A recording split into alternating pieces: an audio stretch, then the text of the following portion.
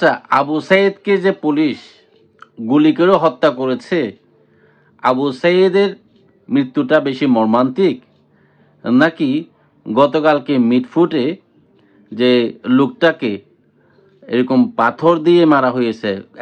একবার মারলে একটা কথা ছিল, অনেকগুলা মানুষ অনেকবার, যতক্ষণ পর্যন্ত মারা যায় নাই ততক্ষণ পর্যন্ত বড় বড় পাথর মেরেছে, প্রস্তর যুগ বলা হচ্ছে।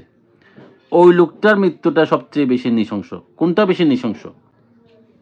আবু সাইদের মৃত্যুর জন্য যদি আমরা বিপ্লব করে হাসিনার মতো খুনিকে তাড়াতে পারি, আবু সাইদের মৃত্যুর জন্য যদি আওয়ামী লীগকে দায়ী করে তাদেরকে ক্ষমতা থেকে নামাতে পারি, তাহলে এই মিটফুডের পাথর মেরে মারার জন্য বিএনপির যুবদলের লোকজন, ছাত্রদলের লোকজন পাথর মেরে মারার জন্য বিএনপির কি কোনো শাস্তি হওয়া উচিত না?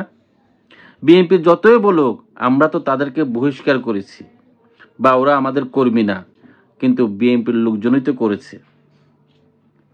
আচ্ছা শুনেন, যদি এই লোকগুলা যারা হত্যা করেছে তারা যদি বিএনপি না করতো, তাদেরকে ওই সাহস হতো যে ওই লোকটাকে এভাবে হত্যা করার, তাদেরকে চাঁদাবাজি করার সাহস হতো?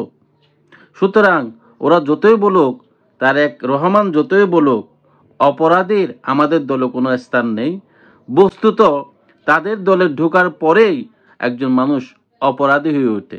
কারণ বিএনপি এবং আওয়ামী লীগের মতো দলে যাওয়ার পরে একজন মানুষের মনে একটা আত্মবিশ্বাস জন্মে যায় যে আমার চাঁদাবাজি করলে, আমি চাঁদাবাজি করে যদি খুন করি আমি পার পেয়ে যাব, এরকম তাদের আত্মবিশ্বাস জন্মে যায়। আবরারকে কারা হত্যা করেছে? আবরারকে বুয়েটে যে ছেলেরা হত্যা করেছে তারা মেধাবী, বাংলাদেশের সবচেয়ে মেধাবী ছাত্র বলেই তো তারা বুয়েটে চান্স পেয়েছিল।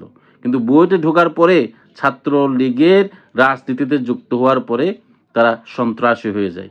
সুতরাং আওয়ামী লীগকে যদি আমরা এই আবু সাইদকে মারার কারণে আমরা দায়ী করি গতকালকের হত্যার জন্য, এবং এই যে 100-র উপরে বিএনপির পরস্পরের মারামারিতে মানুষ খুন হয়ে গেল, বিএনপি এটার দায় আর এড়াতে পারে না।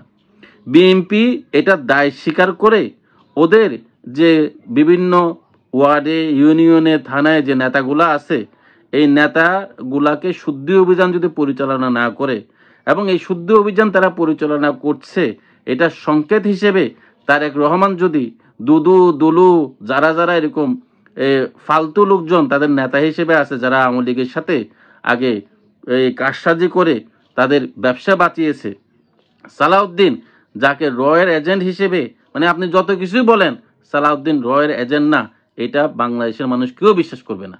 সালাউদ্দিনকে আপনি এই জাতীয়, আমরা যে রাষ্ট্র সংস্কার করার জন্য এত বড় আন্দোলন হলো, 2000 মানুষ প্রাণ দিল, সেই রাষ্ট্র সংস্কারে বিএনপি পক্ষ থেকে যায় হচ্ছে সালাউদ্দিন।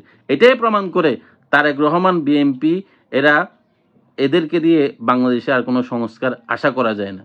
তারেক রহমান যদি বিএনপির ভালো চায়, সে যদি এই দলটাকে গড়তে চায়, তাহলে এই নেতাগুলাকে বহিষ্কার করে নতুন তরুণ প্রজন্ম যারা গুমের শিকার হয়েছিল, যারা জেল জুলুমের শিকার হয়েছিল, এই বিএনপির ছাত্র দলের যুব দলের যারা এরকম জুলুমের মধ্যে দিয়ে গেছে, তাদেরকে নেতৃত্বে যদি আনে, তাহলে আমরা একটা গুড ইমেজ বিএনপির হবে বলে মনে করি।